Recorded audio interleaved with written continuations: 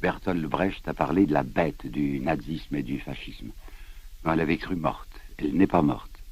Divers signes assez graves qui se passent dans mon pays et même en Italie prouvent que les écailles sont là encore et que l'araignée noire, je parle de la croix gammée, remue. Donc il me paraît important aujourd'hui d'essayer de comprendre ce que c'est que le fascisme, et vous me pardonnerez de remonter assez loin jusqu'à 1875, vous allez voir pourquoi, pour comprendre les origines de ce mouvement. En France, en 1871, le 8 février 1971, les élections avaient eu lieu puisqu'il fallait remplacer cet empire qui était tombé par la chute de Napoléon III. L'élection du 8 février 1971, c'est une chambre presque totalement royaliste. Il y a 750 députés, ils sont là plus de 600 royalistes. Il est vrai qu'ils sont séparés entre royalistes bourboniens et royalistes orléanistes, mais enfin ce sont des royalistes. Alors le paradoxe, c'est que cette chambre royaliste de 750 députés où il y en a 600 royalistes, cette chambre va décider que c'est la République qui sera le régime français. Ça paraît paradoxal, il faut essayer de comprendre. Il y a là une espèce de mystère historique. Eh bien, je voudrais le regarder de près.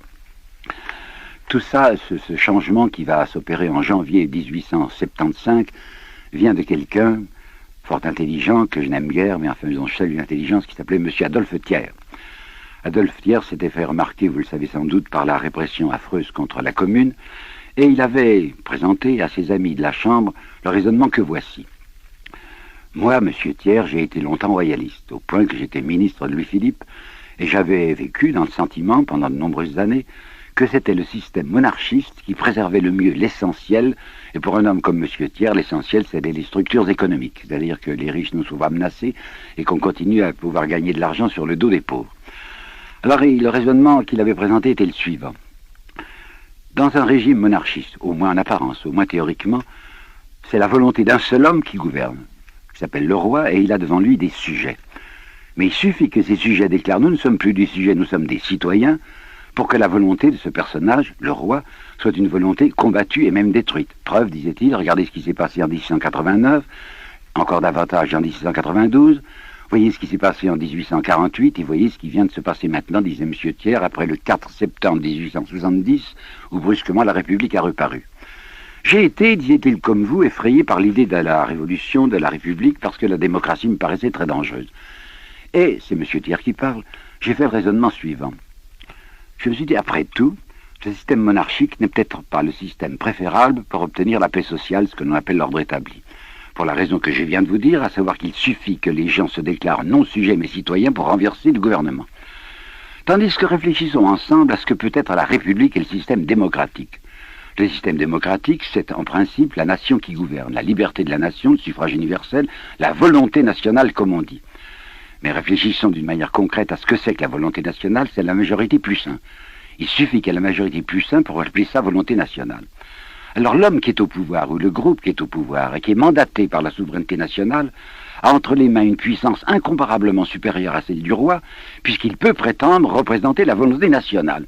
C'est vous dire à quel point l'autorité est puissante maintenant, puisque toute rébellion contre cette autorité est en somme une rébellion contre la liberté des citoyens qui ont opté pour telle forme démocratique. Je reviens en arrière et M. Thiers disait, voulez-vous réfléchir ensemble avec moi à ce qui s'est passé lorsqu'on a donné la parole au suffrage universel en France? Ce que je vais vous dire d'abord, je ne suis pas sûr qu'il l'ait dit, mais il a parlé de 1848 et il a parlé de 1870, mais moi je vais vous parler de 1792.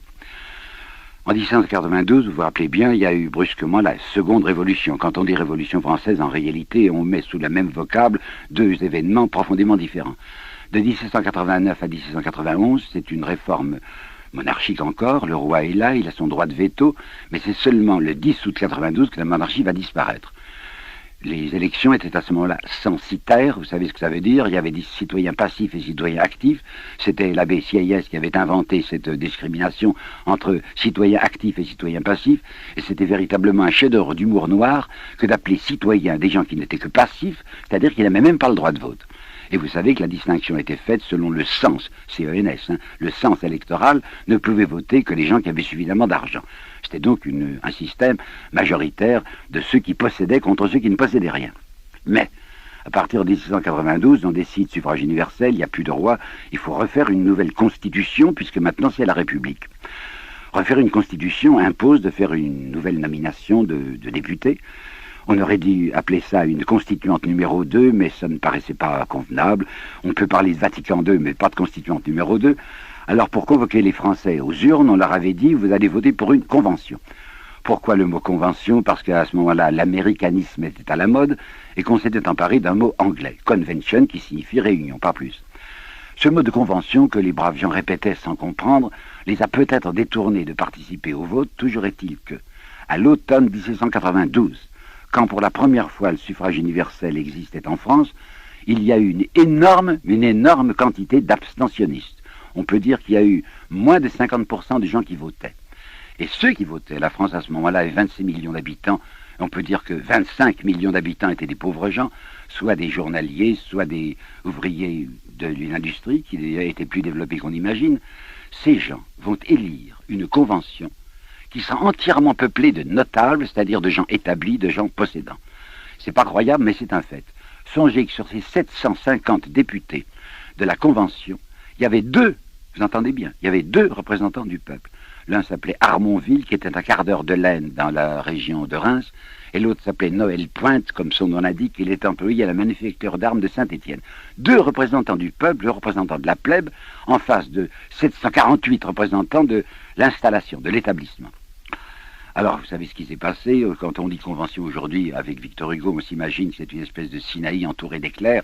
En fait, il y avait une immense majorité qui s'appelait le centre, ou qu'on a appelé le ventre, si vous voulez, qui détestait Robespierre et qui a cherché tous les moyens de le renverser.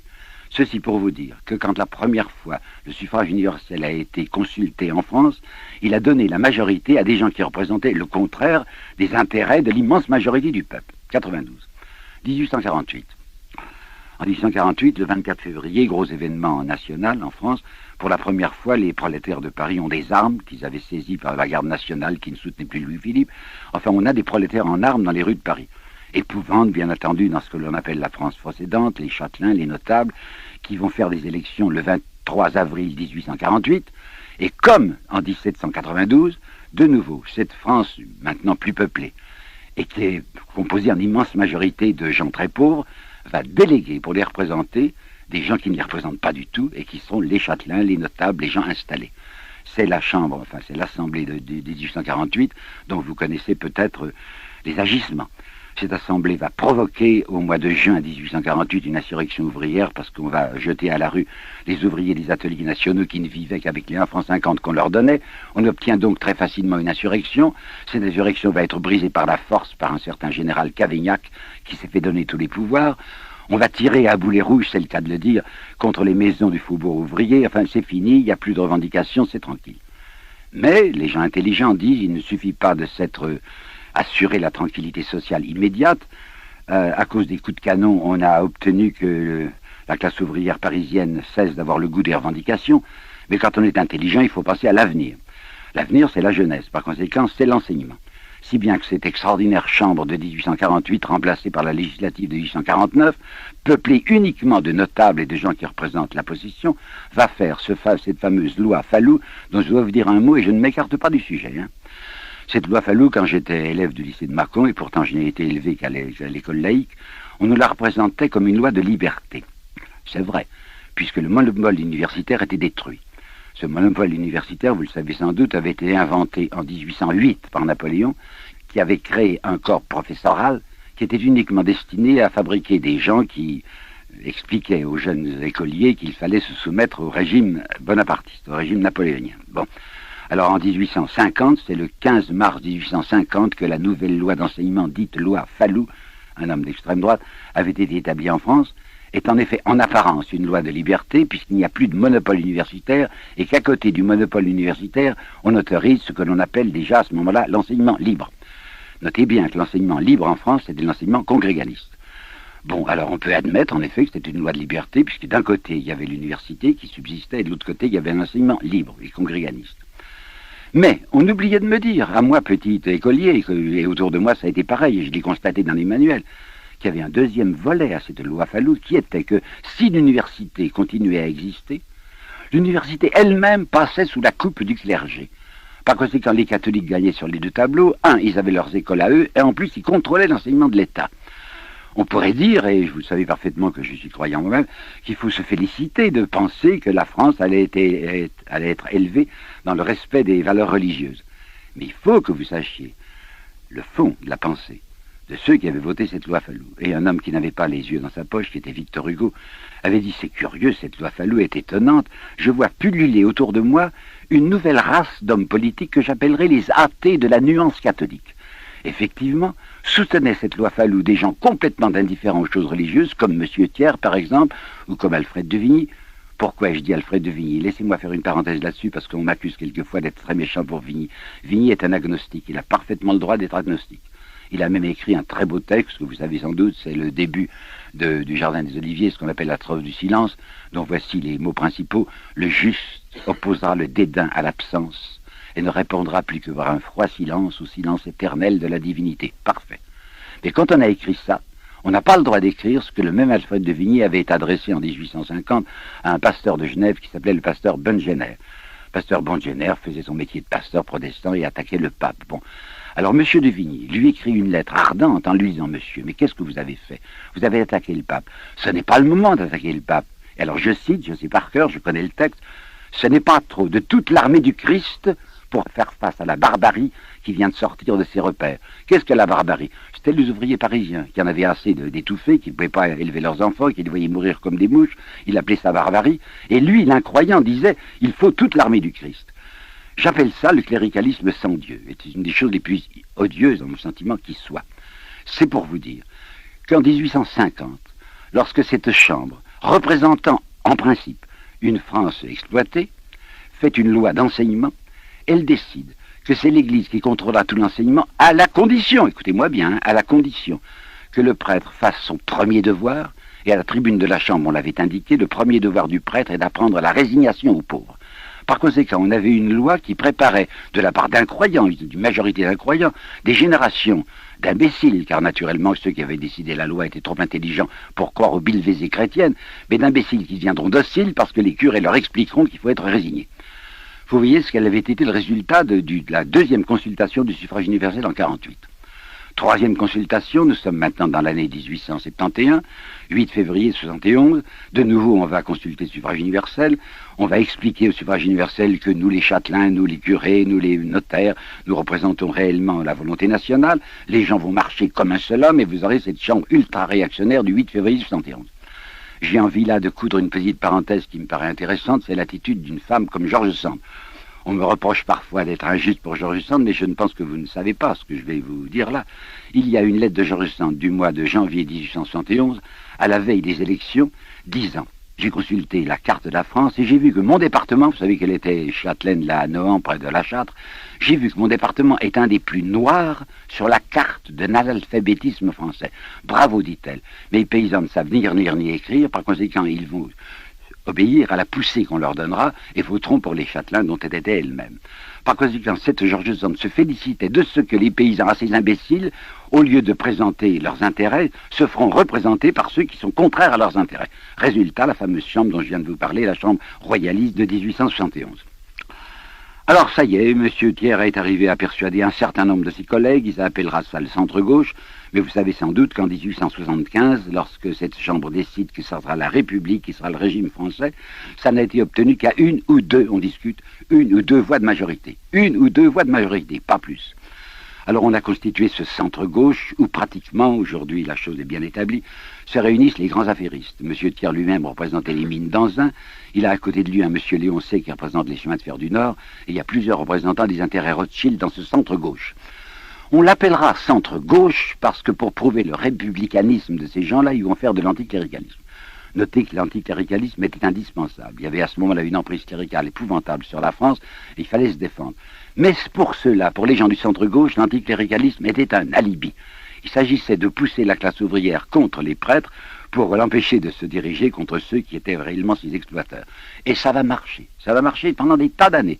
Pratiquement, ça va marcher depuis les élections de 1876 jusqu'aux élections de 1914, nous allons y venir. Et je dois appeler votre attention sur les faits qui se sont produits en 80-81, que l'on va maintenant célébrer en France. C'est le centenaire des lois laïques de M. Jules Ferry. Je salue ces lois laïques. en ce sens que M. Jules Ferry dit il faut que tu aies un enseignement primaire qui soit à la fois gratuit, obligatoire et laïque. Qu'est-ce qu'il entendait par le mot laïque? Il entendait la chose la plus juste qui soit. Étant donné que jusqu'alors, les instituteurs, même incroyants, étaient obligés, vous m'entendez bien, étaient obligés de faire la prière à des enfants dont les parents n'étaient pas croyants, et l'instituteur de même surveillait le dimanche l'assistance à la messe des enfants. Dans une France déjà largement déchristianisée, il était positivement insensé, enfin c'est un attentat à la liberté de conscience, d'obliger des enfants à suivre des leçons de religion alors que les parents n'en voulaient pas. Il était donc parfaitement légitime et entièrement juste que l'on fasse un enseignement laïque. Mais il faut que vous sachiez l'arrière-pensée de M. Jules Ferry. Jules Ferry représentait le centre-gauche. C'était ces républicains roses, enfin, qui faisaient de l'anticléricalisme pour se dispenser d'autre chose. Et j'ai appelé dans un texte provoquant, mais auquel je souscris encore aujourd'hui, j'ai appelé Jules Ferry le Fallou laïque. M. Fallou, c'est celui, vous savez, qui disait il faut que l'enseignement soit dirigé par des prêtres qui apprennent la résignation aux pauvres. Et aujourd'hui, il faut lire les enseignements, les instructions qui avaient été données par M. Jules Ferry aux instituteurs. Le premier devoir de l'instituteur est d'enseigner aux enfants de la classe pauvre le respect des hiérarchies sociales. Comme il y a une vaste déchristianisation, on ne peut plus utiliser le christianisme pour faire tenir tranquille les gens, mais maintenant on va demander aux instituteurs d'apprendre le respect d'une république, qui sera en effet une république laïque et anticléricale et la raison de l'être, mais le devoir de l'instituteur est avant tout d'expliquer aux petits-enfants qu'ils doivent être très obéissants à l'égard des hiérarchies sociales. Par conséquent, n'oublions pas que la réforme de Jules Ferry est une réforme à intention, à arrière-pensée sociale, une arrière-pensée qui vient d'entrer dans l'esprit de M. Jules Ferry. Nous sommes en 1880 parce qu'en 1879, pour la première fois, ce socialisme que l'on croyait écrasé en France depuis la répression de la Commune reparaissait. C'est en 1879, en effet, que le premier journal marxiste dirigé par Jules Guesde venait de reparaître. Par conséquent, il semblait à M. Jules Ferry qu'il y avait de nouveau un danger social. Il était donc indispensable que la génération des enfants soit élevée dans le respect de la discipline. Bien. Je vous disais tout à l'heure, et c'est vrai, que tout a bien marché jusqu'à 1914. Les élections avaient lieu tous les 4 ans, et obstinément, on voyait les pauvres gens de France choisir comme délégués les gens qui ne les représentaient pas du tout et qui avaient des intérêts contraires à eux. Mais voilà que, pour la première fois aux élections de mai 1914, une majorité de gauche se déclare à la Chambre. 103 socialistes, qui paraissaient à ce moment-là un chiffre effrayant, les radicaux et radicaux-socialistes. Si l'on admettait que ces radicaux et radicaux-socialistes étaient des réformateurs sociaux, qui est du reste discutable, on avait une chambre ingouvernable pour la droite, puisqu'il y avait une majorité de gauche. À ce moment-là, figurez-vous qu'en France, c'est presque incroyable aujourd'hui, toute la droite était mobilisée contre une idée de M. Caillot, ministre des Finances, qui voulait établir l'impôt sur le revenu. L'impôt sur le revenu paraissait une chose monstrueuse. Je me rappelle encore que M. Thiers, en 71, quand on avait parlé devant lui, disait « L'impôt sur le revenu, c'est l'Inquisition ». Et un homme qui s'appelait Raymond Poincaré, qui va prendre une grande position en France, avait lui aussi, en 1895, alors qu'on avait reparlé de l'impôt sur le revenu, dit « C'est le viol des fortunes privées. Surtout pas d'impôt sur le revenu ». Or, le 7 juillet 1914, cette Chambre, élue au mois de mai, le 7 juillet, vote l'impôt sur le revenu. C'est dramatique, les possédants de France sont épouvantés. Par bonheur, et je dis bien par bonheur, vous allez voir pourquoi j'emploie cette expression, par bonheur, la guerre va surgir, et au moment de la guerre, il n'est plus question de problèmes politiques ou sociaux, il est question que de défense nationale. Et là, pour justifier mon mot par bonheur, il faut que je vous apporte une citation que je connais très bien, d'un général trop bavard, qui s'appelait le général Rebillot, qui, le 13 décembre 1914, dans un journal d'extrême droite et antisémite qui s'appelait La Libre Parole, avait osé écrire le texte suivant, que je peux vous garantir authentique. Au printemps, la situation était perdue. Il n'explique pas, mais ça signifie, nous, les possédants, nous étions épouvantés parce qu'il y avait l'impôt sur le revenu. Par bonheur, la Providence, qu'est-ce qu'elle vient faire là? La Providence a inspiré à Guillaume II l'idée de nous attaquer. Ce qui signifie, dès que le problème est devenu un problème national, on n'a plus parlé de ce problème social, et pendant toute la guerre, on n'en parlera pas. L'impôt sur le revenu n'a pas été appliqué en 1914, n'a pas été appliqué en 1915, et comme la guerre traînait en 1916, on a commencé à l'appliquer de la manière du reste la plus minime. Nous arrivons à la fin de la guerre, la France est victorieuse, c'est parfait, il va y avoir des élections en novembre 1919. Les élections de novembre 1919 sont admirablement satisfaisantes. On a appelé ça les élections du bloc national. Le mot national est toujours un mot séduisant, mais il faut savoir ce qu'il y avait derrière le bloc national. Ça s'appelle, on le sait aujourd'hui, l'union des intérêts économiques. On peut dire qu'ils annonçaient la couleur, Union des intérêts économiques. Et on avait choisi comme candidats à la députation des anciens combattants, en particulier des officiers, soit mutilés, soit blessés, soit décorés. C'est de la chambre, comme on dit, bleu horizon, une chambre parfaitement satisfaisante du point de vue politique et social. Donc la chambre de 1919 est une chambre parfaite. Cette chambre est confrontée à des problèmes très graves, en particulier les dettes. Il y a un endettement épouvantable de la France à cause de ce qu'elle avait dû faire financièrement pendant la guerre, et il s'agissait de combler ce déficit. Toute la droite était opposée à l'idée que la France pouvait elle-même contribuer à réduire ce déficit, en disant l'Allemagne paiera. Et on avait demandé à l'Allemagne des sommes astronomiques qu'elle était incapable, certainement incapable. Elle avait certainement la volonté de payer le moins possible, mais les chiffres qu'on lui demandait étaient inacceptables. Bon, il fallait donc un effort français. Pas question que ceux qui avaient été les bénéficiaires de la guerre participent à la réduction de la dette. Pas question. Et M. Clémenceau, qui avait espéré être président de la République, avait perdu la présidence de la République au profit d'un nommé Deschanel, parce que Clémenceau, qui conservait encore un arrière-souvenir de ce qu'il avait été lorsqu'il était radical nationaliste, Clémenceau avait osé, dans un discours de novembre 1919, déclarer à Strasbourg « Il faut appliquer sérieusement l'impôt sur le revenu et encore plus sérieusement la loi du 1er juillet 1916 sur les bénéfices de guerre où il y a eu des bénéfices scandaleux. » Ça lui a coûté la présidence de la République. Il avait dit des choses qu'il ne fallait pas dire. Néanmoins, il y a ce problème des dettes. Alors qu'est-ce qu'on va faire? Eh bien, le ministère, qui était un ministère Poincaré-Mitterrand, décide que c'est la totalité de la nation qui payera les dettes, pas du tout d'impôt sur le revenu majoré, pas du tout de prélèvement sur les fortunes, il n'y en avait pas question. On va augmenter de 20% les impôts indirects. Vous savez bien que les impôts indirects, ce sont ceux qui frappent tout le monde.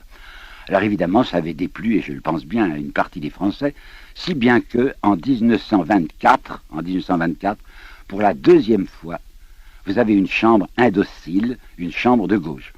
En 1924, j'avais 23 ans, 21 ans, oui. Je votais, je me rappelle encore, j'étais normalien à ce moment-là, la véhémence avec laquelle nous étions un groupe à l'école normale pour soutenir la candidature de la gauche qui s'appelait à ce moment-là Cartel des gauches, c'est-à-dire l'union des socialistes et des radicaux. Le Cartel des gauches gagne les élections de 1924. En mai 1924, c'est le Cartel des gauches qui est au pouvoir. Avec qui? Avec un monsieur respectable, certes, qui s'appelait Édouard Herriot. Mais Édouard Herriot était un homme qui était très attentif à sa stabilité de maire de Lyon, et il n'était maire de Lyon qu'avec la complicité de la droite. Alors M. Édouard Herriot va faire exactement ce qui s'était produit déjà en 1899, dont j'aurais dû vous parler, mais j'ai le droit de le faire maintenant. En 1899, il y a eu l'affaire Dreyfus. Et vous savez que l'affaire Dreyfus avait vu se développer en France un antisémitisme incroyable, où le journal Les Assomptionnistes, La Croix, s'honorait d'être le journal le plus antisémite de France, et où, à travers l'antisémitisme, c'était en réalité de grands intérêts qui agissaient sur la France. Bon. Au mois de juin 1899, il y avait eu pour la première fois une conjonction entre la classe ouvrière et une partie des intellectuels français.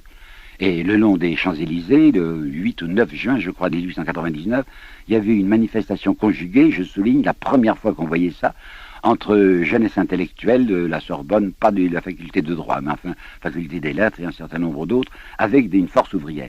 Ça paraissait très inquiétant, il fallait donc défendre la République, c'est parfaitement vrai, si bien qu'on avait appelé au pouvoir un monsieur Valdec-Rousseau, qui représentait lui aussi le centre-gauche.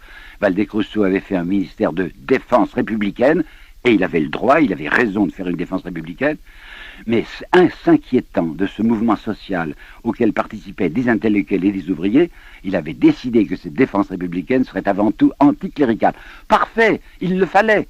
Mais quand M. Valdec-Rousseau parlait d'anticléricalisme, c'est de nouveau, comme l'avait fait Jules Ferry, pour détourner la classe ouvrière de ceux qui étaient les plus dangereux, en disant « poussez votre offensive du côté du cléricalisme et du clergé, c'est indispensable, parce qu'il est beaucoup plus facile de dévorer du curé que de dévorer du banquier. » C'est à ce moment-là qu'un homme intelligent, qui s'appelait Jean Jaurès, avait dit « Je sais ce que c'est que le radicalisme français, c'est le transfert du respect à la place du dogme, l'argent, et à la place du prêtre, le banquier. » Eh bien, ce qui s'était passé en 1999 se repasse de nouveau, recommence en France en 1924.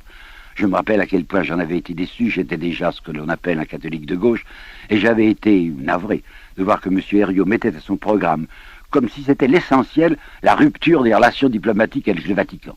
Notez que je comprends parfaitement. Je ne vois pas pourquoi la France aurait un nonce, la France est un pays laïque, pourquoi devrait-elle s'agenouiller devant le Vatican? Bon, d'accord.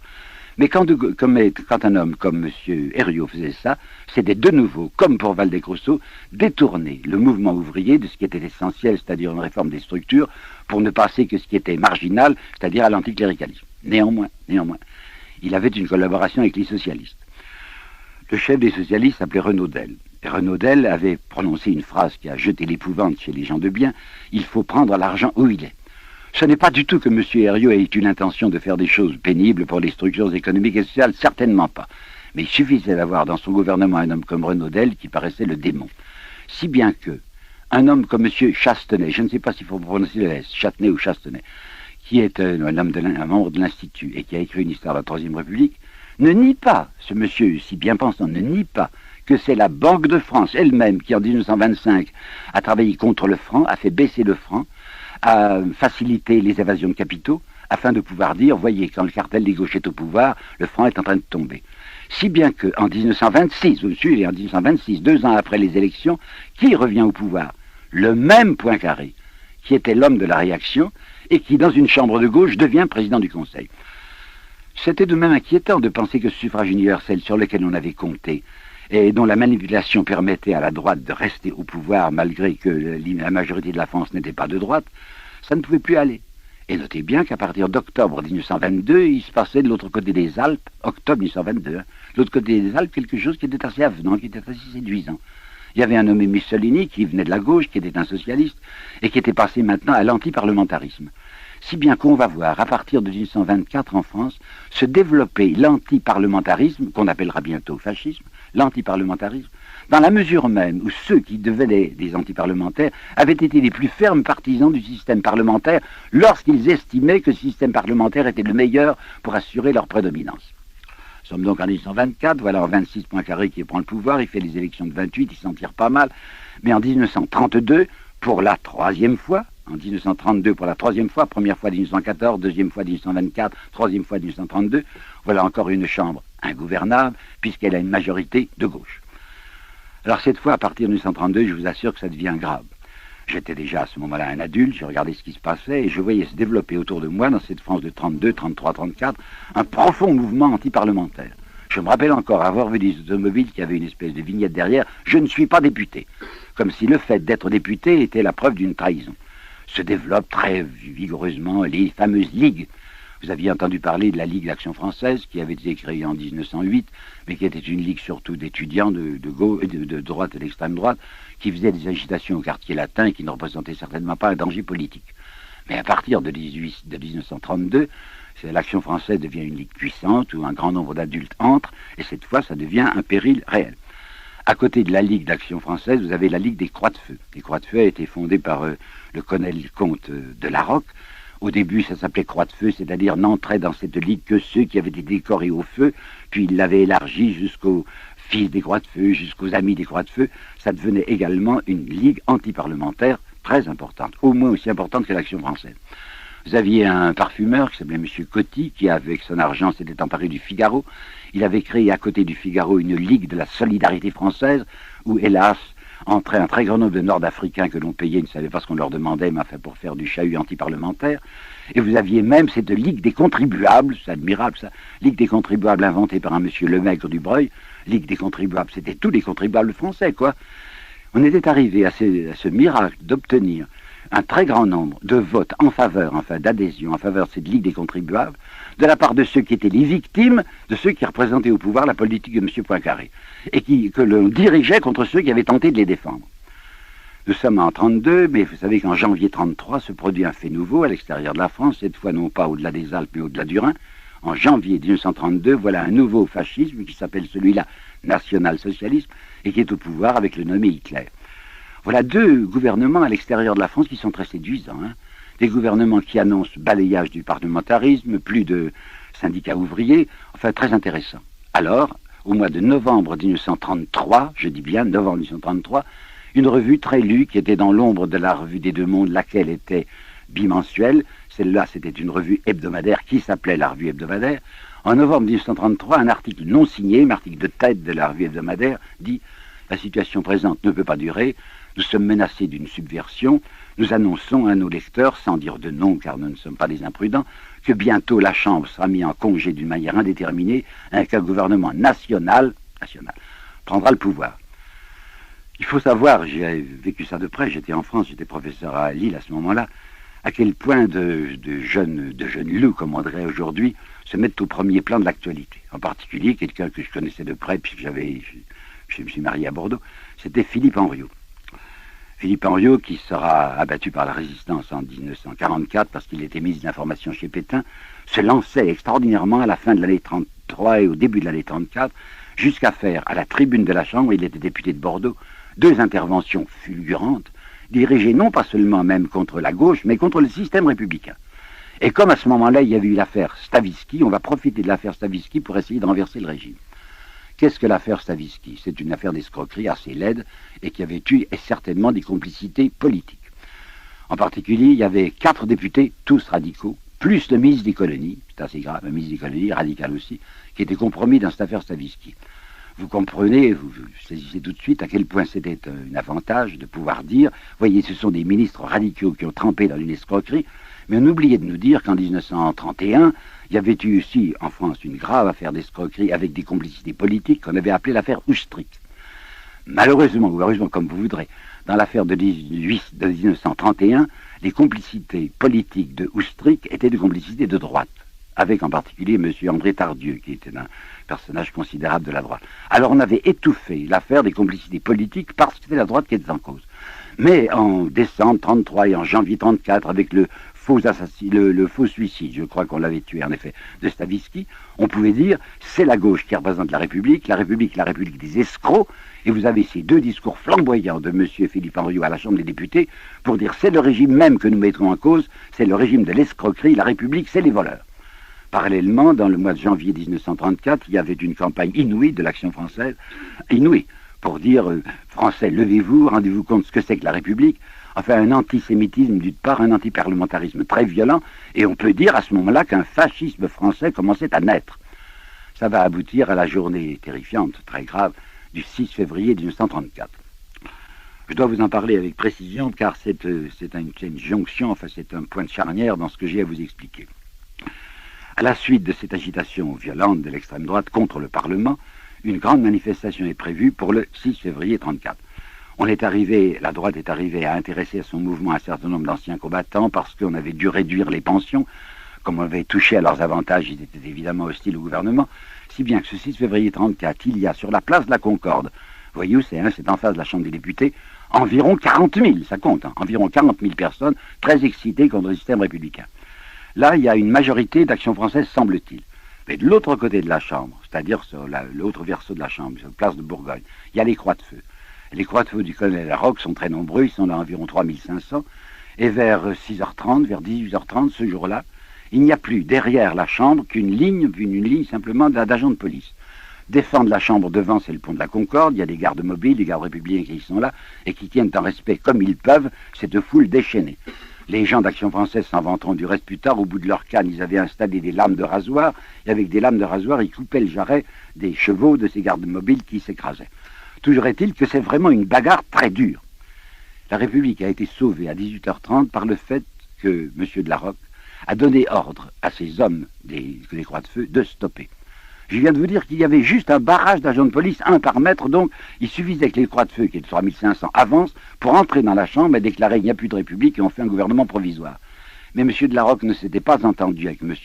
Maurras et il ne voulait pas travailler au profit de M. Maurras, de même que M. Maurras ne voulait pas travailler au profit de Larocque. S'il y avait eu une entente entre l'extrême droite antiparlementaire pour une espèce de gouvernement provisoire mitigé, peut-être que la République eût été à ce moment-là emportée. Mais comme par bonheur il n'y avait pas eu d'entente, Larocque dit « stoppez ». Néanmoins, du côté en face, que du côté du pont de la Concorde, l'attaque devient de plus en plus véhémente. Il faut tirer, c'est assez terrible, mais il faut tirer. Et vous savez sans doute qu'il y aura 16 morts et 600 blessés. C'est la nuit la plus grave que la France avait connue depuis très longtemps. Tirer, qui était responsable? C'était un nommé Daladier. Qui avait donné l'ordre de tirer? C'était le gouvernement, et le gouvernement était présidé par le radical Daladier. Immédiatement, Daladier tremble à l'idée qu'il a les mains, comme on dit, couvertes de sang. Et il ne faut pas oublier qu'il y avait dans l'opinion publique française un mouvement antiparlementaire considérable. Je vous avais parlé des ligues, mais il faut que vous sachiez aussi l'effort d'une partie de la presse quotidienne et surtout des hebdomadaires. La presse quotidienne de droite et d'extrême droite, c'était l'Écho de Paris, c'était Le Jour, c'était l'Action française.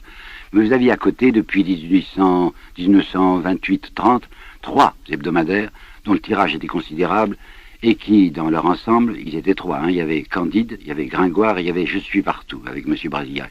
Ils avaient quelque chose comme 2 millions de lecteurs. Et ces gens étaient déchaînés contre Daladier en disant « c'est un homme dont les mains sont couvertes de sang ». Il pouvait rester au pouvoir étant donné qu'il avait une majorité parlementaire confortable. Mais comme il voit contre lui une partie sérieuse de l'opinion qui le déteste et qui dit Daladier est responsable du sang qui est répandu, il démissionne. Cependant, je dois dire qu'il avait auprès de lui, non pas au gouvernement, mais le soutenant Léon Blum, qui lui dit « mais vous ne devez pas vous retirer, monsieur Daladier. Vous avez cette majorité parlementaire. » Daladier n'ose pas, démissionne, et on va faire appel, le président de la République va faire appel à une personnalité nouvelle. C'est le fameux ministère du 9 février 1934, et ce ministère s'appellera le ministère Doumergue, qui sera soi-disant un ministère d'union nationale, d'union sacrée, où on verra en effet se réunir des gens de gauche, ou soi-disant de gauche comme M. Herriot, et à droite un homme comme M. Tardieu. C'est M. Doumergue, ancien président de la République, qui est chargé de constituer le nouveau gouvernement. Qui est Doumergue? L'opinion publique aujourd'hui ignore encore la signification de l'élection de Doumergue. En 1924, il avait fallu procéder brusquement à une réélection du président de la République. Pourquoi? Parce que le président de la République à ce moment-là s'appelait M. Mitterrand, et qu'à ce moment-là, le président de la République, ça a un peu changé en France depuis, ne devait avoir qu'un rôle d'arbitre. Il inaugurait des chrysanthèmes, comme on dit, mais enfin, le président de la République devait en principe ne pas intervenir dans les affaires politiques.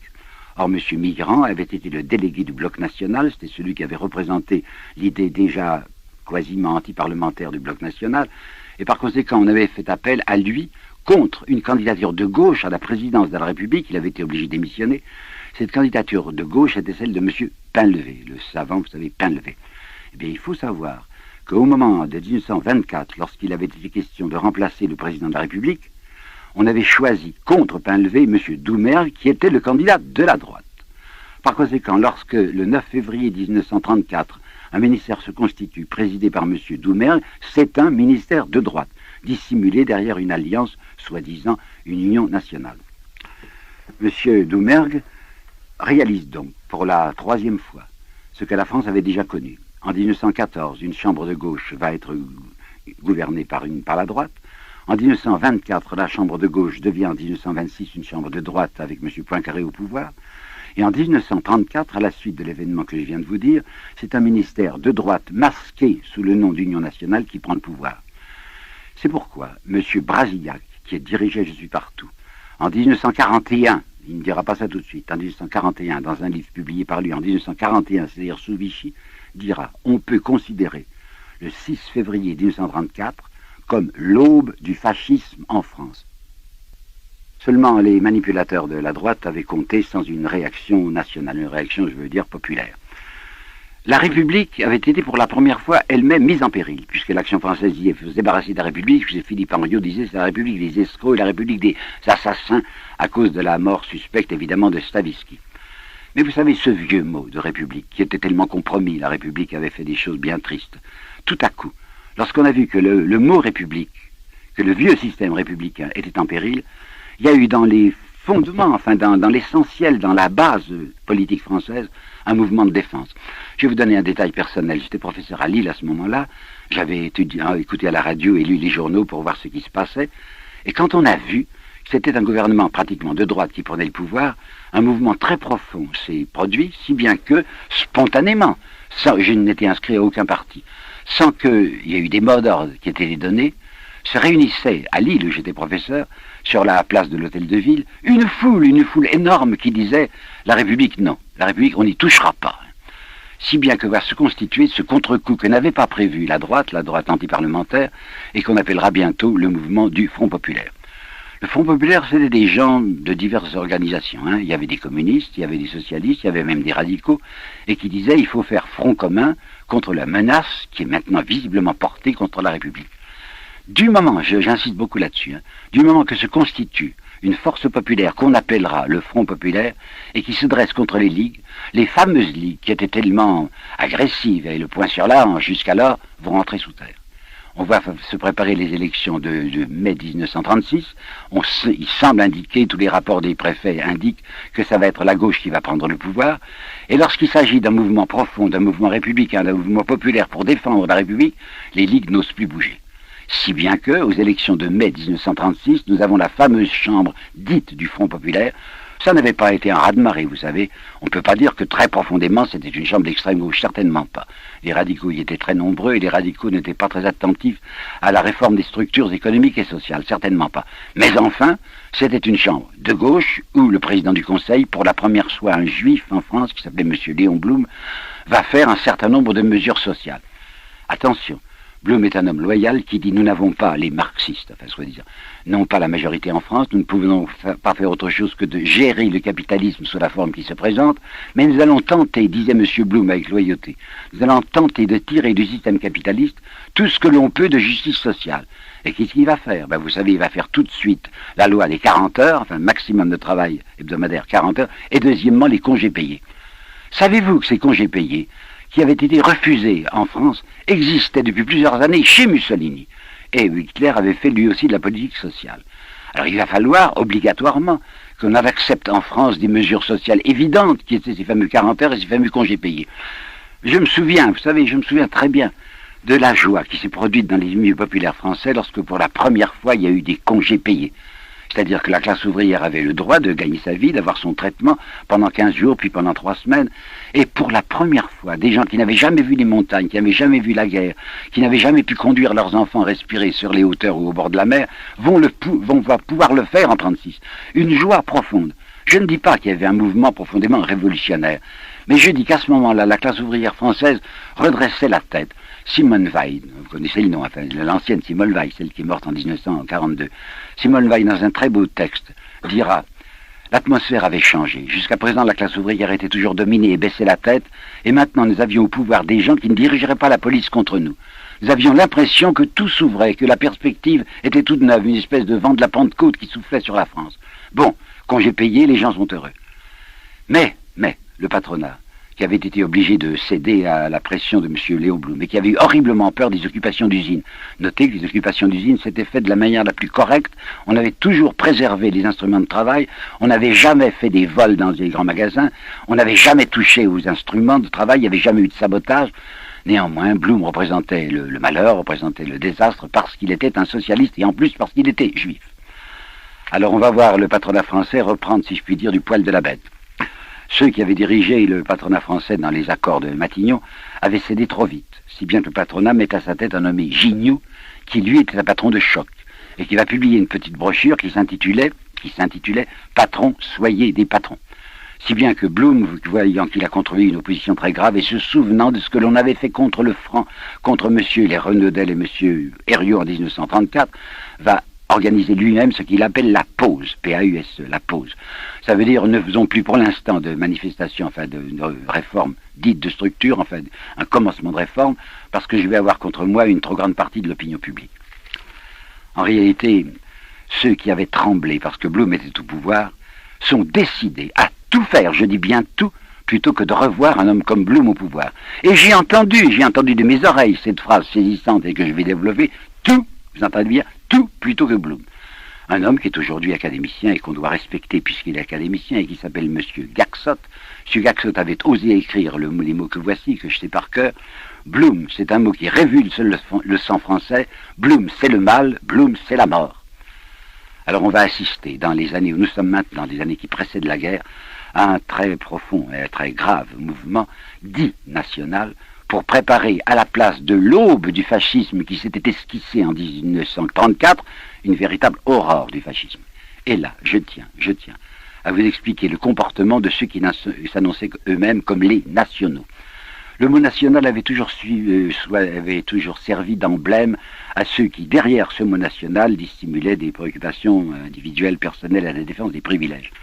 Je vous dirais même, si vous voulez, c'est un vieux souvenir, mais ce n'est pas assez connu et je tiens à le dire, qu'en 1789, lorsqu'on avait constitué les gardes dites nationales, la première idée avait été de constituer des milices bourgeoises Pourquoi en 1789? Parce qu'on avait distribué des armes à la foule pour la jeter contre la Bastille, et que les dirigeants, M. de Lafayette en particulier, s'étaient dit c'est très grave de penser que les pauvres gens ont des armes entre les mains, il faut leur retirer leurs armes. On leur avait distribué des armes gratuitement le 12 et le 13 juillet. Le 14 juillet, 97 personnes s'étaient fait tuer à la prise de la Bastille. Alors monsieur de Lafayette avait dit on va constituer des milices bourgeoises, puis ce mot paraissait un peu nu, on avait dit garde nationale. Et qu'est-ce que c'était que les gardes nationales? C'était une police supplétive au service des possédants. Pour entrer dans la garde nationale, c'était ouvert à tout le monde, hein. Il fallait payer son uniforme. L'uniforme coûtait 80 livres, 80 francs quoi, 80 livres de l'époque, et personne de la classe ouvrière n'avait de quoi payer 80 livres, puisque ces gens, soit les journaliers agricoles, soit les prolétaires parisiens, gagnaient 20 sous par jour, 20 sous par jour, pas une livre par jour, les jours où ils travaillaient, hein. Et il y avait les fêtes chômées, il y avait le dimanche, par conséquent on était tranquille, dans la garde nationale n'entreraient que des gens de bien, les honnêtes gens, c'était le mot qu'avait inventé monsieur de Lafayette. Bon. Eh bien, on va voir maintenant ce mot national servir à couvrir une politique que je dirais, et je tiens à le dire, une politique antinationale, et je vais m'expliquer. En avril 1934, le ministre des Affaires étrangères, qui s'appelait M. Louis Barthou, avait fait le raisonnement suivant. Il avait dit, on a essayé, plus ou moins, depuis 1918-1919, de faire la politique wilsonienne. Vous vous rappelez peut-être que Wilson disait, il faut tenter de faire une politique dite de la Société des Nations, avec arbitrage obligatoire et sécurité collective. On l'avait fait, plus ou moins. Mais à partir de janvier 1933, s'élève en Allemagne quelqu'un qui ne reconnaît plus la Société des Nations, puisqu'Hitler va retirer l'Allemagne de la SDN en septembre 1933. Par conséquent, disait M. Louis Barthou, il ne faut plus compter sur un système d'assurance obligatoire, enfin d'intervention obligatoire et de sécurité collective, puisque nous avons en face de nous, derrière le Rhin, quelqu'un qui est absolument déterminé, et il l'a dit dans son livre Mein Kampf, à redonner une puissance militaire à l'Allemagne pour reprendre la Lorraine à la France et pour menacer également la Russie.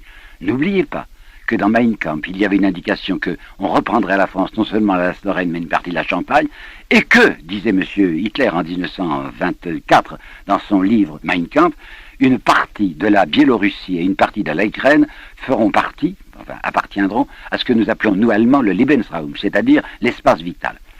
Alors M. Barthou, que je connaissais, figurez-vous, parce que j'étais collectionneur d'autographes comme lui et il me recevait de temps en temps, M. Barthou m'avait dit, vous me connaissez, hein, Guillemin, je suis tout à fait hostile au communisme. Mais il se trouve que la Russie communiste est autant menacée que nous par un homme comme Hitler. Alors ma foi, puisqu'il n'y a plus moyen de faire sécurité collective et arbitrage obligatoire, on va tenter de revenir à ce qu'on avait essayé de faire entre 1903 et 1914 pour dissuader à ce moment-là un monsieur qui ne s'appelait que Guillaume II et qui était moins dangereux qu'Hitler. On lui avait dit, attention monsieur Guillaume II, si vous tirez l'épée, vous aurez contre vous le bloc franco-anglais d'un côté et les Russes de l'autre côté. C'était à ce moment-là la Russie tsariste. Mais je vous répète, monsieur, Louis Barthou disait, peu importe que ce soit une Russie communiste, et Dieu sait que je n'aime pas ce régime, c'est une Russie menacée. Par conséquent, nous devons nous entendre avec cette Russie toute communiste qu'elle soit, parce qu'elle est menacée dans son territoire comme nous le sommes, pour faire un pacte militaire avec les soviets. Eh bien, l'idée de faire un pacte militaire avec les soviets, c'est-à-dire d'essayer de dissuader Hitler, qui est une idée nationale, qui est une idée raisonnable, soulevait contre elle les plus violentes oppositions. Une grande partie de la droite ne disait jamais de contact avec la Russie, jamais, il y aura une contagion très dangereuse. Et un homme aussi important que le maréchal Pétain, qui jusqu'alors avait toujours refusé toute interview, entre les deux tours de scrutin du Front populaire, c'est-à-dire le 30 avril 1936, dans un quotidien qui s'appelait Le Journal, avait donné pour la première fois de sa vie une interview où le maréchal Pétain s'était prononcé avec une extrême violence contre le pacte militaire avec la Russie, en disant pas de contagion avec ces gens-là. Par conséquent, cette droite dite nationale va faire, et je vais vous le prouver, une politique antinationale. Et vous allez bien vouloir me suivre dans les explications que je vais vous donner, très précises. Le 7 mars 1936, Hitler fait la première opération violente qu'il n'avait encore pas tentée, à savoir qu'il va remilitariser la rive gauche du Rhin. Je relisais encore récemment, c'était une violation du traité de Versailles, ce n'est pas vrai. C'est une violation d'un accord passé en 1925 entre Stresemann, allemand, et Briand, français, où on avait dit ceci. Pour essayer d'apaiser la vieille haine entre la France et l'Allemagne, nous allons retirer nos troupes de la Rhénanie. L'occupation française, belge et anglaise de la Rhénanie devait durer un certain nombre d'années, on va retirer nos troupes. À la condition que vous, Allemagne, vous vous engagiez à ne pas remilitariser cette zone. Il n'y aura plus sur la rive gauche du Rhin de troupes alliées, mais il n'y aura pas non plus de troupes allemandes. Et voilà que brusquement, le 7 mars 1936, au mépris non pas du traité de Versailles, mais d'un engagement librement consenti en 1925, Hitler réoccupait militairement la rive gauche du Rhin. C'est évidemment très grave, et le président du Conseil, qui n'était pas encore Blum, nous sommes qu'en mars 1936, qui s'appelait M. Albert Sarraut, avait prononcé une phrase véhémente en disant « Nous ne permettrons jamais que Strasbourg soit sous le feu des canons allemands ». On avait demandé aux Anglais ce qu'ils en pensaient, les Anglais avaient dit « Oh, pas d'histoire, écoutez, c'est tout de même qu'un incident minime, ce sont quelques bataillons à peine qu'Hitler a fait entrer sur la rive gauche du Rhin, toujours est-il que la France n'a pas militairement bougé. Je ne peux pas me permettre de juger. Je ne sais pas si nous avions les moyens à ce moment-là de nous opposer militairement à la remilitarisation de la rive gauche du Rhin. Je dois vous dire, personnellement, que j'ai l'impression que si on avait fait une attaque, si on avait lancé des bataillons contre Hitler, c'eût été au moulin d'Hitler, si je puis dire, de l'eau apportée à son moulin en disant, vous voyez, nous voulons réoccuper un territoire qui est le nôtre, qui est un territoire allemand, et les Alliés ne nous permettent pas de faire une chose pareille. Mais ce sur quoi j'appelle votre attention, c'est l'attitude de cette fameuse droite nationale française. Il disait, nous sommes les nationaux. Eh bien, il était évident qu'il y avait une menace, qu'il y avait un danger, qu'Hitler menaçait de faire des choses très graves. Eh bien, savez-vous que l'extrême droite française avait pris parti pour Hitler? Et qu'en particulier, lorsque Blum, qui n'était pas encore au pouvoir, mais qui allait entrer au pouvoir bientôt, disant, mais il faut faire un stop, enfin c'est impossible, on ne peut pas admettre une chose pareille, parce que c'est une menace sur l'intégrité de la France, toute la presse de droite, et en particulier les fameux 3 hebdomadaires dont je vous parlais, s'était déchaînée à l'idée qu'on pouvait s'opposer militairement à Hitler, surtout pas. Et savez-vous qui s'est produit à ce moment-là? Nous sommes le 10 mars 1936. Un mouvement très extraordinaire, assez oublié aujourd'hui, et je désire qu'il ne soit pas oublié, qui s'appelait Comité de vigilance des jeunes Français mobilisables. Vous avez bien entendu? Comité de vigilance des jeunes Français mobilisables. Ils vont faire une grande réunion à Magic City, c'est environ 3000, et à la fin de cette réunion, il est déclaré unanimement que jamais nous nous engagerons dans une croisade contre Hitler. Parce qu'Hitler a le malheur de persécuter les Juifs et que nous ne voulons pas de croisade juive.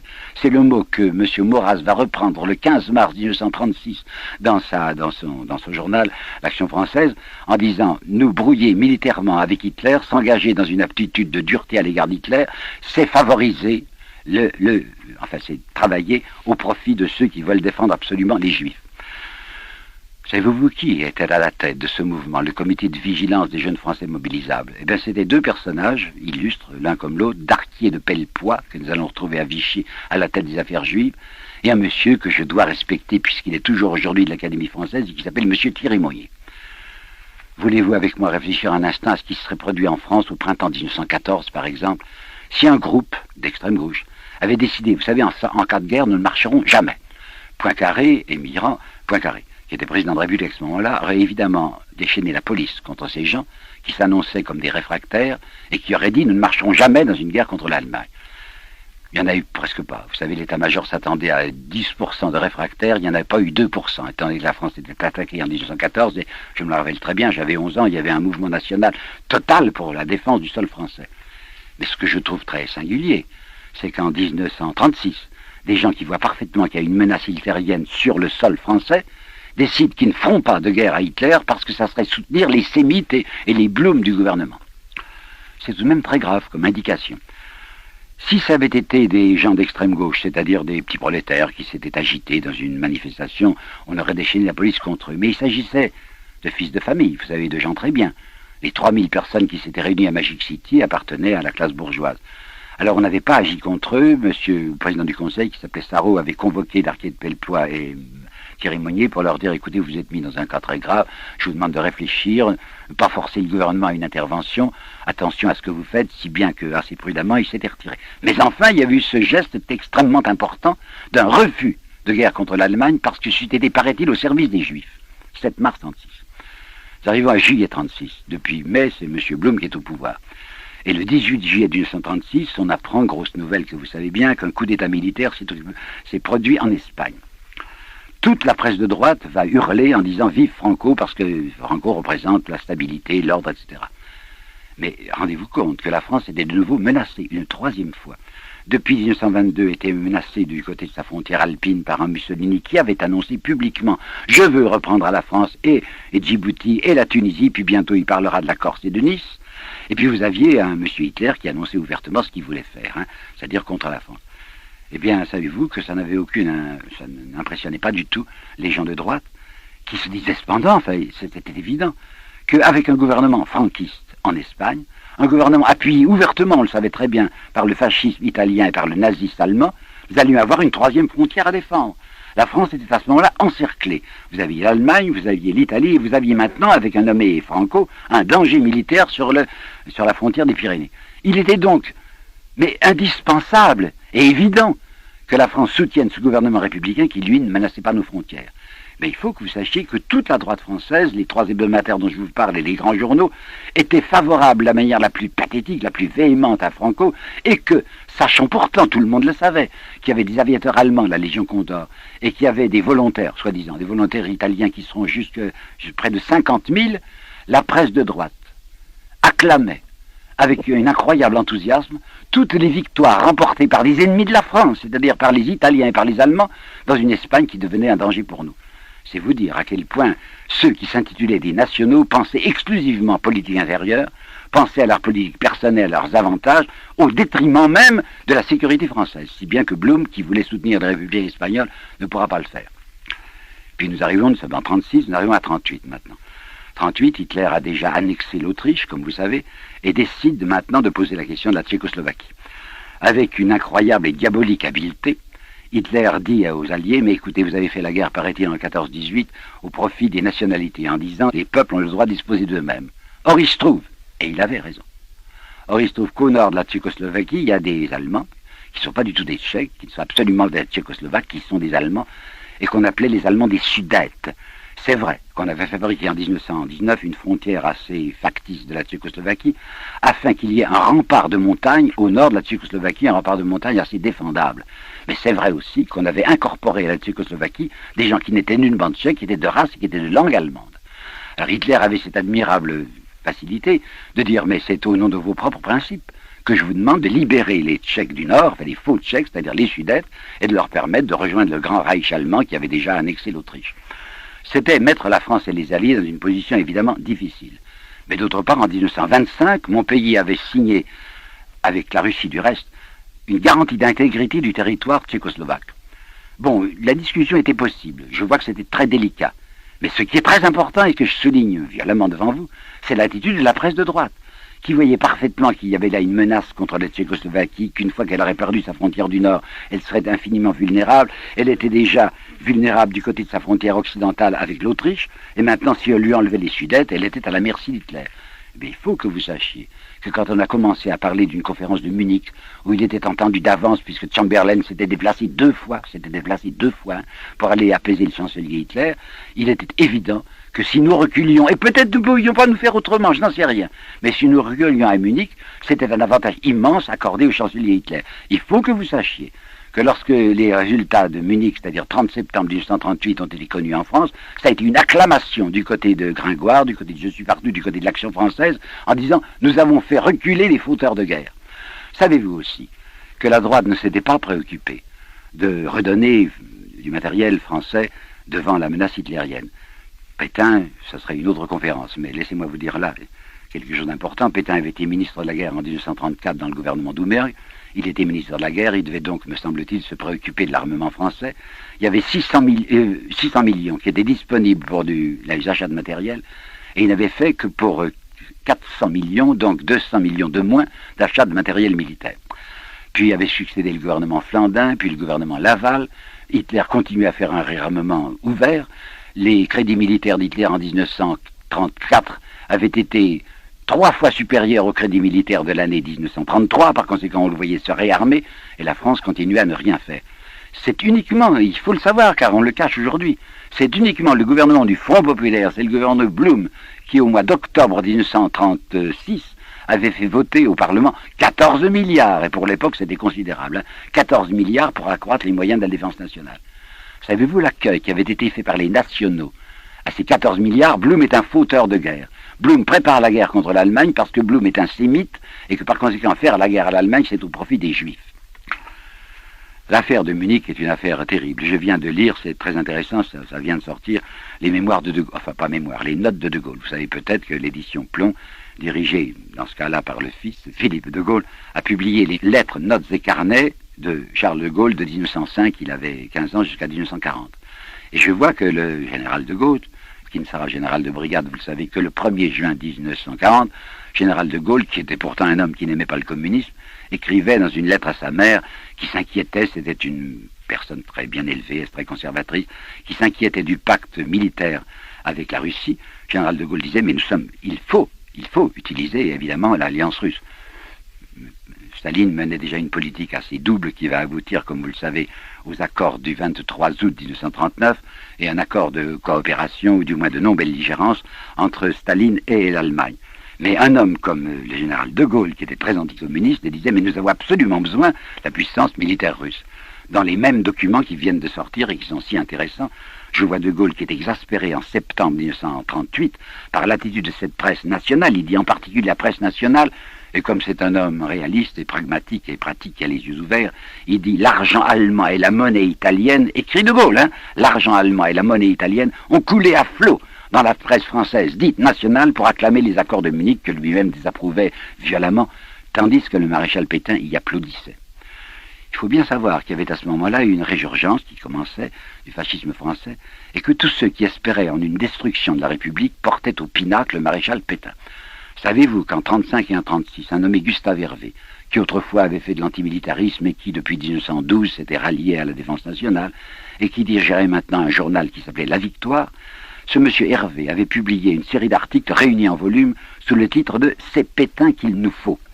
Et il faut savoir ce que disait ce monsieur Hervé. Il disait « Si le maréchal Pétain vient au pouvoir, on balancera le parlementarisme, on mettra la chambre sine die à journée, on organisera une censure de la presse, on détruira la CGT, vous entendez bien, on détruira les organismes de la CGT et on fera une révolution dite nationale. » Et il avait ajouté cette chose incroyable, mais je voudrais vous apporter la citation, il avait ajouté cette chose incroyable, ce n'est pas en temps de paix qu'on peut réussir à renverser la République, c'est en temps de guerre, et en particulier, écoutez-moi bien, je vous l'affirme, mais en particulier en cas de désastre. Le maréchal Pétain est un homme qui prévoyait le désastre, qui, ouvertement, bien qu'il fût ambassadeur de France à Madrid, va prendre position contre la déclaration de guerre, en disant c'est une mauvaise guerre, c'est pas celle-là qu'il fallait faire.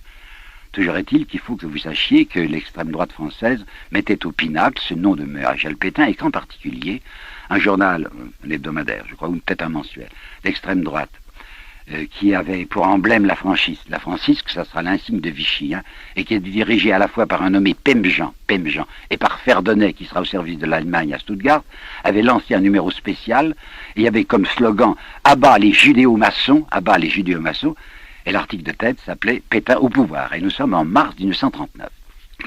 Alors qu'est-ce qui va se produire ? Il va se produire ce désastre qui était prévu par le maréchal Pétain, qui l'avait longuement annoncé, et qui peut-être, je ne veux pas aller trop loin, qui peut-être s'en était réjoui.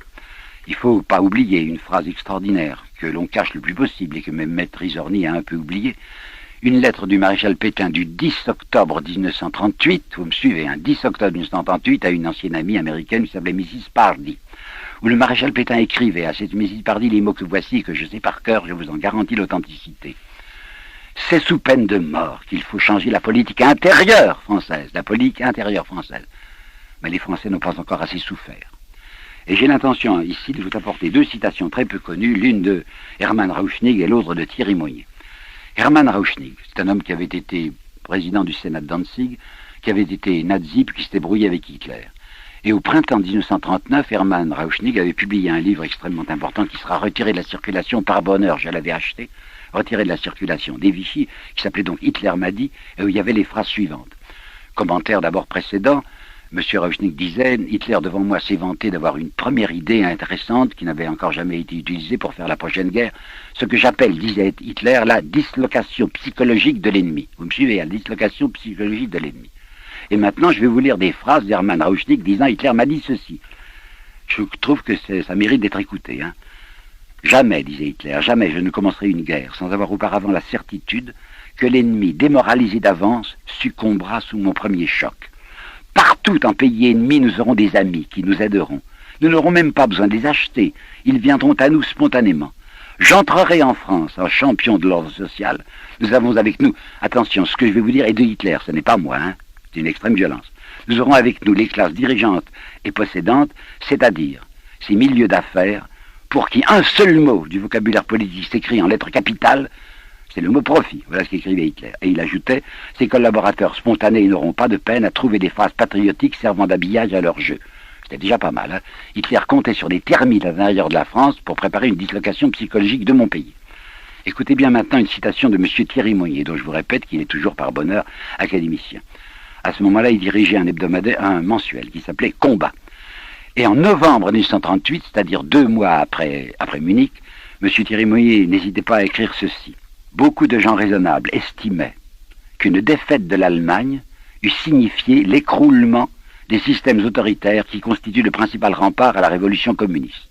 En d'autres termes, écoutez-moi bien, hein, en d'autres termes, qu'une victoire de la France eût été celle de principes considérés à juste titre comme menant droit à la ruine de la civilisation. Vous avez bien entendu, hein, c'est un Français, futur académicien, qui dit qu'une victoire de la France eût été celle de principes conduisant à la ruine de la civilisation. Et il poursuivait. Il est regrettable que les hommes et les partis qui avaient cette pensée ne l'aient pas en général avouée, car elle n'avait rien d'inavouable.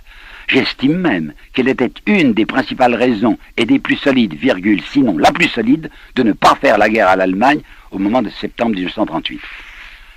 J'ai vécu 1914. Hein. Bon, j'avais 11 ans, mais j'ai tout de même un petit garçon qui avait les yeux ouverts. Je vous assure que je n'ai jamais vu autour de moi en 1914 aucun Français souhaiter autre chose que la victoire de la France. Bon, c'est vrai, nous étions attaqués, il fallait défendre notre sol national. Tandis que j'appelle votre attention sur ce fait dramatique, pathétique, affreux, qu'une partie de l'opinion publique française ne souhaitait pas la victoire de la France. Savez-vous qu'Alain Lobreau, qui était le premier collaborateur de Brasillac à Je suis partout, a publié encore sur l'occupation allemande, c'était la fin, c'était en janvier 1944, son journal. Et M. Alain Lobreau, dans son journal, avait écrit le 3 septembre 1939, au moment où la France se décide, à la suite de l'Angleterre, à déclarer la guerre à Hitler. C'est inouï ce que je vais vous dire, c'est une phrase d'Alain Lobreau. Ce que je souhaite pour mon pays, c'est une guerre courte et désastreuse.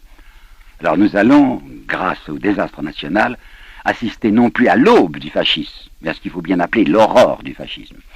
Là, je vais vous apporter une citation trop peu connue de Bernanos. Bernanos va voir se réaliser le gouvernement de Vichy dont je vais vous parler dans un instant. Et il dit « C'est le triomphe d'une minorité impopulaire qui depuis 20 ans cherchait en vain électoralement sa chance et qu'il a trouvée dans le désastre de la patrie. » C'est vrai, parce que dès que le gouvernement Pétain a été constitué, en faisant un armistice qui lui permettrait de gouverner la France comme il l'entendait, de faire sa politique intérieure, qui était son obsession depuis un certain nombre d'années, à quoi va-t-on assister ? Premièrement, l'acte constitutionnel du 11 juillet qui va paraître au journal officiel du 12 juillet 1940, à la suite du vote massif, c'est parfaitement vrai, hein, 600 députés vont voter, ou 460 vont voter les pleins pouvoirs à Pétain, ne se doutant pas du reste de ce que Pétain allait en faire. Les pleins pouvoirs, c'était habituel en France, et Daladier l'avait utilisé bien souvent. Alors les députés qui sont réunis, les députés et sénateurs qui sont réunis à Vichy, croient qu'on va demander simplement quelques réformes constitutionnelles à Pétain. Mais l'acte constitutionnel du 11 juillet paru au journal officiel du lendemain 12 juillet comportait les mots suivants. Sont abrogés les articles tant et tant de la Constitution française, articles de janvier et de février 1875, et c'étaient les articles par lesquels le gouvernement français décidait que c'était la République qui était le régime français. Or, des instructions avaient été données à la presse, que je peux vous apporter, la presse de Vichy. Interdiction était faite à la presse française de reproduire ces articles constitutionnels de 75, afin que les Français ne se rendent pas compte qu'on était en train de leur détruire sournoisement la République, et le maréchal Pétain, avec habileté, s'était dit, il ne faut pas que les Français s'en aperçoivent. La République disparaît pratiquement ce 11 juillet 1940, mais de la manière la plus clandestine. Mais ce qui n'est pas clandestin, c'est le comportement immédiat du maréchal Pétain sur 2 points. Premièrement, le maréchal Pétain va dissoudre la CGT, c'est-à-dire les forces syndicales, parce qu'il ne veut plus d'opposition syndicale. Et troisièmement, immédiatement, et sans avoir la moindre pression de l'Allemagne, il va commencer à faire son statut des Juifs, à faire dénaturaliser les Juifs qui avaient été depuis 1927 admis comme citoyens français. Et Baudouin, qui a été son ministre des Affaires étrangères pendant un certain temps, et qui a publié ses mémoires après la guerre, Baudouin dira « Je dois à la vérité de dire que dans les réunions du Conseil des ministres de Vichy, c'était le maréchal qui était le plus sévère à l'égard des Juifs. » Le maréchal va commencer à exclure les Juifs de la magistrature, de l'enseignement si possible, enfin de tout ce qui peut sembler quelque chose qui a une puissance sur l'opinion publique. Et le maréchal Pétain va s'engager dans la politique antisémite que vous savez, qui aboutiront aux épouvantables rafles de 1942. Nous sommes donc en présence, vraiment cette fois, de l'aurore d'un certain fascisme français. On discute encore aujourd'hui, par exemple, M. René Raymond, qui est un homme estimable, dit on ne peut pas parler exactement de fascisme. Mais l'Américain Paxton, qui a fait un très beau livre, et c'est un homme du dehors, Paxton, hein, La France de Vichy, dit c'était tout de même un fascisme. En ce sens que c'était le pouvoir central qui décidait qu'il n'y avait plus maintenant de rébellion ouvrière, que les grèves étaient interdites, et que par conséquent tout allait se développer au profit du grand capital. Et je vous dirais qu'à mon sens, ce qui s'est développé à Vichy, c'était un certain fascisme français qui était un mélange de Salazar, qui admirait beaucoup le maréchal, et de Maurras, mais enfin un véritable fascisme français. Bon, le gouvernement de Vichy s'écroule, maintenant c'est la libération, et on n'ose plus parler de fascisme. Hein. De même qu'en 1935-36, la droite n'avait plus bougé lorsqu'elle avait vu une profonde révolte populaire qui avait donné le front populaire dont je vous ai parlé. De même, au lendemain de la libération, surtout quand on apprenait ce que les Allemands avaient fait dans leur camp de la mort, dans leur camp d'extermination, plus personne n'osait se donner pour de droite. Surtout pas fasciste, même pas de droite. Il y avait un mouvement dont vous avez gardé le souvenir, qui s'appelait le MRP, Mouvement Républicain Populaire, qui se donnait pour le parti de la fidélité, pour le parti de Gaulle, et qui en réalité réunissait toute la droite française, qui était dissimulée. Personne n'osait plus dire qu'on était de droite. Mais enfin, c'était un parti de droite. Le fascisme n'existe plus. Plus de danger en France pendant un certain nombre d'années. Pendant un grand nombre d'années, surtout quand on apprend ce qui avait été le sort des Juifs et des déportés en Allemagne. Mais voilà qu'en 1958, puis 59, puis 60, un nouveau danger fasciste apparaît en France. Pas exactement en France, en Algérie. Vous connaissez la politique du général de Gaulle qui avait décidé légitimement qu'il n'y avait pas d'autre solution que de donner l'indépendance à l'Algérie. Vous savez sans doute qu'il y avait des gens qu'on appelait les pieds noirs qui voulaient à tout prix que l'Algérie restât française pour y conserver leurs propres privilèges. Il y avait là un groupe qu'on a appelé quelquefois groupe des 5 et quelquefois le groupe des 7 qui contenait des fascistes ouverts, enfin des gens qui s'annonçaient comme fascistes, et qui s'étaient dit on va essayer d'établir en Algérie un gouvernement pro-fasciste, et puis peut-être que grâce aux parachutistes on pourra débarquer sur la France et faire un fascisme français.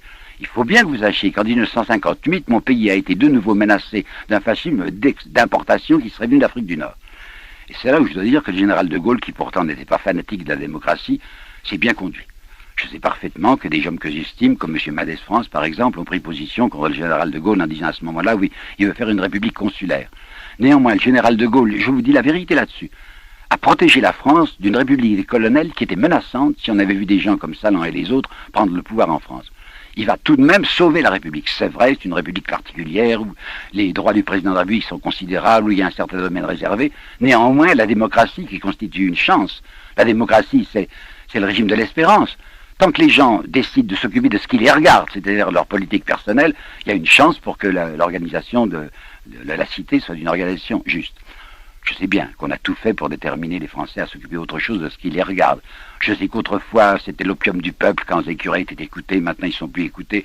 Alors on met à la place quoi? Ben, vous le savez bien, quoi, les compétitions sportives, le loto, etc., la vie privée des vedettes, l'érotisme, tout ça c'est parfait pour empêcher les Français de penser à ce qui les concerne. Hein.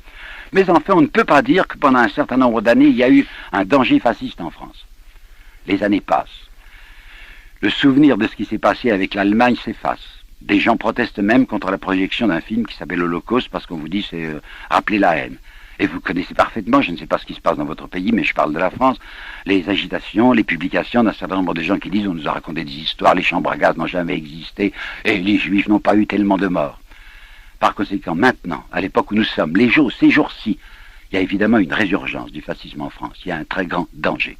Ce danger, vous l'avez vu se manifester à l'affaire de la rue Copernic et à Anvers avec ces enfants juifs qui avaient été, on avait tiré dessus, et probablement à Bologne. Toujours est-il que pour la première fois maintenant, depuis un certain nombre de mois, le danger nazi, le danger fasciste existe de nouveau. La chance que nous avons, c'est que, évidemment, si vous voulez, quelques éléments qui ont permis le fascisme italien et le nazisme allemand sont réunis. Quels éléments? Une inflation, un chômage considérable, un certain désenchantement de la vie politique qui fait que si un homme se présentait, comme on dit, l'homme à poigne, peut-être aurait-il derrière lui une foule dangereuse. Mais par bonheur, mais par chance, il n'existe pas encore, je ne crois pas dans votre pays, en tout cas pas en France, quelqu'un qui puisse centraliser autour de lui, cristalliser autour de lui l'espoir du fascisme. La seule chance que nous avons de lutter contre ce fascisme qui devient dangereux en France et probablement en Belgique, c'est d'essayer de reconstituer ce mouvement profond, ce mouvement d'opposition, ce mouvement des gens qui disent à aucun prix l'antisémitisme, car derrière l'antisémitisme se dissimulent de grands intérêts. Il ne faut pas oublier, vous savez, que quand Mussolini a fait sa fameuse marche sur Rome en octobre 1922, qui personnellement n'était pas une marche à pied puisqu'il est venu tranquillement en wagon-lit, il avait déjà dans sa poche un accord de la Confédération de l'Industrie, un accord de la Confédération de l'Agriculture et un accord de l'Association bancaire. Il faut savoir aussi que quand Hitler va prendre le pouvoir en janvier 1933, il a reçu, grâce à M. von Papen, l'appui de la grande sidérurgie allemande. Je ne vois pas, par bonheur, je ne vois pas, ni en Belgique ni en France, quelqu'un qui puisse représenter ces grands intérêts et qui puisse cristalliser autour de lui ce mouvement-là. Mais il existe. Et de même qu'en 1935 et 1936 avaient reculé les ligues lorsqu'ils avaient vu qu'il y a un profond mouvement populaire, de même la seule espérance que nous avons d'empêcher le fascisme belge ou le fascisme français, c'est qu'il y ait un puissant mouvement, un profond mouvement, un mouvement mobilisateur, un mouvement qui soit à la fois crédible et généreux en faveur d'une reconstitution de la cité. Malheureusement, nous ne sommes pas encore là.